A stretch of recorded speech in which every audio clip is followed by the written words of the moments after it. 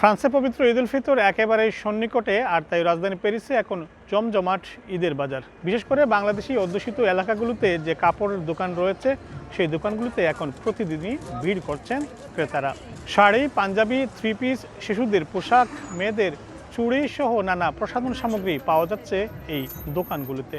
ক্রেতা উপস্থিতি নিয়ে সন্তুষ্টির কথা জানিয়েছেন বিক্রেতারা। গতবারের থেকে এবার আরও বেশি সাড়া পাচ্ছি আমরা।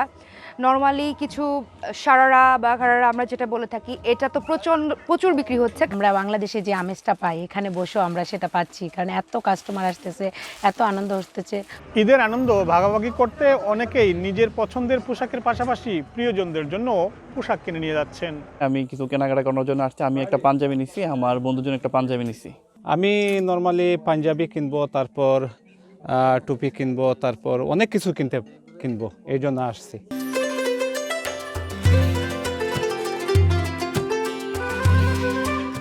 বিক্রেতারা জানিয়েছেন চাঁদ রাত পর্যন্ত তাদের দোকান খোলা থাকবে, আর ঈদ উপলক্ষে দেওয়া হচ্ছে বিশেষ ডিসকাউন্টও।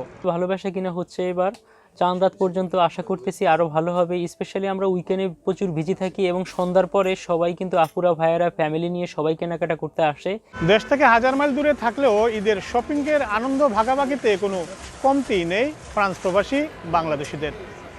নিজের পাশাপাশি প্রিয়জনদের পোশাক কিনতে এখন তারা ছুটছেন দেশীয় পোশাকের প্রতিষ্ঠানগুলোতে, যা চলবে চাঁদ রাত পর্যন্ত। ফ্রান্সের প্যারিস থেকে মোহাম্মদ লুৎফুর রহমান বাবু, সময় সংবাদ।